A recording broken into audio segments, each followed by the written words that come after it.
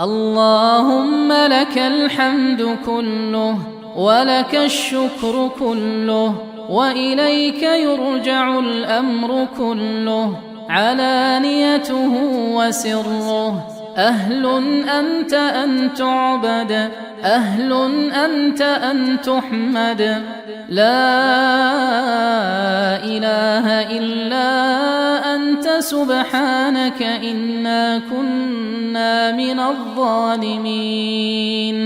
اللهم اهدنا فيمن هديت، وعافنا فيمن عافيت، وتولنا فيمن توليت، وبارك لنا فيما أعطيت، وقنا واصرف عنا شر ما قضيت، إنك تقضي ولا يقضى عليك، إنه لا يذل من واليت ولا يعز من عاديت، تباركت ربنا وتعاليت.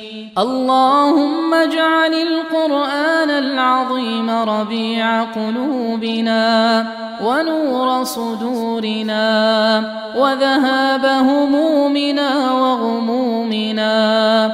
اللهم ذكرنا منه ما نسينا، وعلمنا منه ما جهلنا، وارزقنا تلاوته آناء الليل وأطراف النهار على الوجه الذي يرضيك عنا.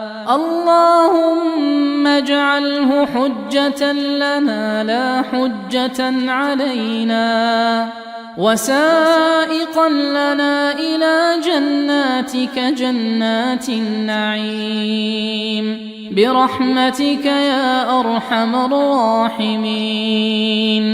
اللهم فرج هم المهمومين من المسلمين، ونفس كرب المكروبين، واقض الدين عن المدينين، واشف مرضانا ومرضى المسلمين يا أرحم الراحمين.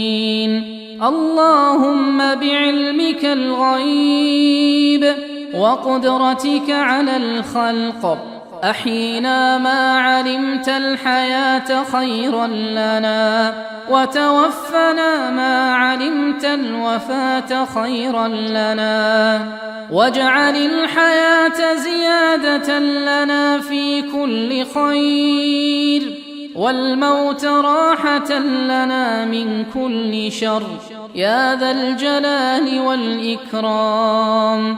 اللهم إنا نسألك نعيما لا ينفد، وقرة عين لا تنقطع، ونسألك اللهم لذة النظر إلى وجهك الكريم، والشوق إلى لقائك في غير ضراء مضرة ولا فتنة مضلة برحمتك يا أرحم الراحمين.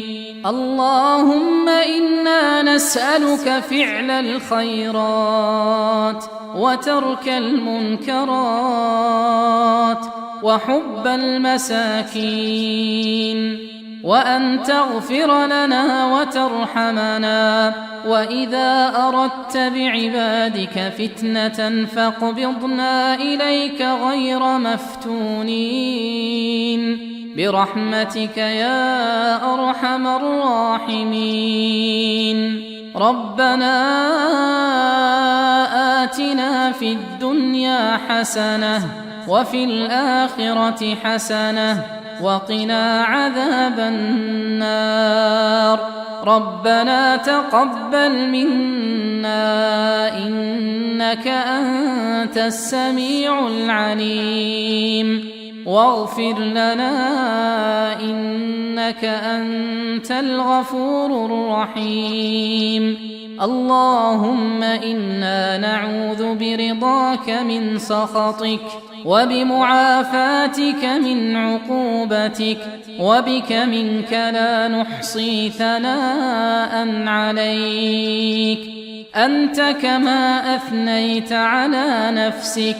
اللهم صل على نبينا محمد وعلى آله وصحبه وسلم.